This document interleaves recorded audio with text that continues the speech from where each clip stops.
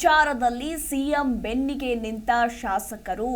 ನಿಮ್ಮೊಂದಿಗೆ ನಾವಿದ್ದೇವೆ, ಎದೆ ಗುಂದಬೇಡಿ ಅಂತ ನಿನ್ನೆಯ ಮೀಟಿಂಗ್ನಲ್ಲಿ ಶಾಸಕರೆಲ್ಲರೂ ಕೂಡ ಸಿಎಂ ಸಿದ್ದರಾಮಯ್ಯನವರ ಪರವಾಗಿ ಮಾತನಾಡಿದ್ದಾರೆ. ಮೂಡ ಹಗರಣವೀಗ ಸರ್ಕಾರ ವರ್ಸಸ್ ಗವರ್ನರ್ ಅಂತ ಎನ್ನುವಂತಾಗಿದೆ. ನೀವ ನೋಡೇ ಬಿಡೋಣ ಎನ್ನುತ್ತಾ ರಾಜ್ಯಪಾಲರು ಮತ್ತು ವಿಪಕ್ಷಗಳ ವಿರುದ್ಧ ರಾಜ್ಯ ಸರ್ಕಾರ ರಾಜಕಾರಣ ಶುರು ಮಾಡಿಕೊಂಡಂತೆ ಕಾಣ್ತಾ ಇದೆ. ಆರ್ಟಿಕಲ್ 163 ಅಡಿ ಮಂತ್ರಿ ಪರಿಷತ್ಗೆ ಇರುವ ಅಧಿಕಾರ ಬಳಸಿಕೊಂಡಿರುವ ಸಿದ್ದರಾಮಯ್ಯ ಸಂಪುಟ ವಿಪಕ್ಷ ನಾಯಕರ ವಿರುದ್ಧ ಪ್ರಾಸಿಕ್ಯೂಷನ್ಗೆ ಅನುಮತಿ ಕೇಳಿ ಬಾಕಿ ಉಳಿದಿರುವ ಪ್ರಕರಣದ ವಿಚಾರದಲ್ಲಿ ಸೂಕ್ತ ನಿರ್ಧಾರ ಕೈಗೊಳ್ಳುವಂತೆ ಮನವಿಗೆ ಸಂಪುಟ ಸಭೆಯಲ್ಲಿ ನಿರ್ಣಯ ಕೈಗೊಂಡಿದೆ. ಇನ್ನು ನಿನ್ನೆ ಸಿಎಂ ಸಿದ್ದರಾಮಯ್ಯ ನೇತೃತ್ವದಲ್ಲಿ ನಡೆದ ಶಾಸಕಾಂಗ ಸಭೆಯಲ್ಲಿ ಕಾಂಗ್ರೆಸ್ ಶಾಸಕರು ಸಚಿವರು ಸಿಎಂಗೆ ನೈತಿಕ ಸ್ಥೈರ್ಯವನ್ನ ತುಂಬಿದ್ದಾರೆ.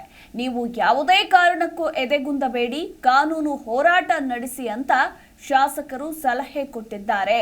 ಇನ್ನು ಇಂದು ಹೈಕಮಾಂಡ್ ಭೇಟಿಗಾಗಿ ಸಿಎಂ ಸಿದ್ದರಾಮಯ್ಯ ಕಾಯ್ತಾ ಇದ್ದು ಇತ್ತೀಚಿನ ಬೆಳವಣಿಗೆಗಳ ಬಗ್ಗೆ ಮಾಹಿತಿಯನ್ನ ನೀಡಲಿದ್ದಾರೆ.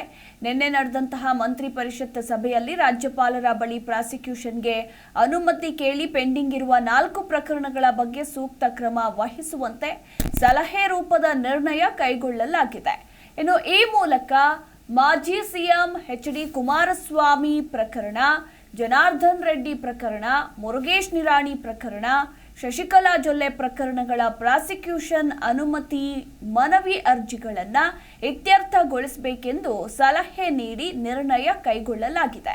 ಈ ಮೂಲಕ ರಾಜ್ಯಪಾಲರಿಗೆ ತಿರುಗೇಟು ಕೊಡೋದು ಒಂದು ಕಡೆ ಆದರೆ ಎಚ್ಡಿಕೆ ಹಾಗೂ ವಿಪಕ್ಷ ನಾಯಕರಿಗೆ ಬಿಸಿ ಮುಟ್ಟಿಸಲು ಸಿದ್ದರಾಮಯ್ಯ ಕ್ಯಾಬಿನೆಟ್ ಯತ್ನಿಸಿದಂತಿದೆ.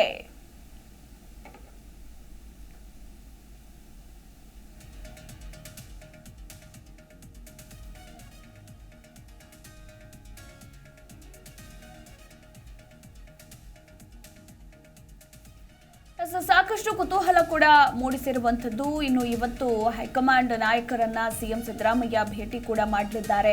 ನಿನ್ನೆಯ ಸಭೆಗಳ ಕುರಿತಾಗಿ ಸಂಪೂರ್ಣ ಮಾಹಿತಿಯನ್ನ ಕೂಡ ಹೈಕಮಾಂಡ್ ನಾಯಕರ ಬಳಿ ಚರ್ಚೆ ಮಾಡಲಿದ್ದಾರೆ.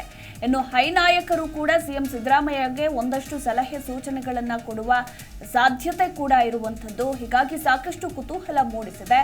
ಕಾದು ನೋಡಬೇಕು ಮುಂದೆ ಏನೆಲ್ಲ ಬೆಳವಣಿಗೆಗಳು ಆಗಲಿದೆ ಅನ್ನೋದರ ಕುರಿತಾಗಿ.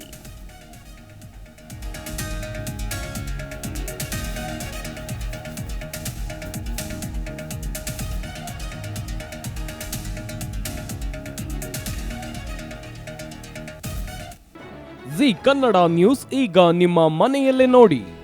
ಎಲ್ಲ ಕೇಬಲ್ಗಳಲ್ಲಿ ಈಗ ಲಭ್ಯ.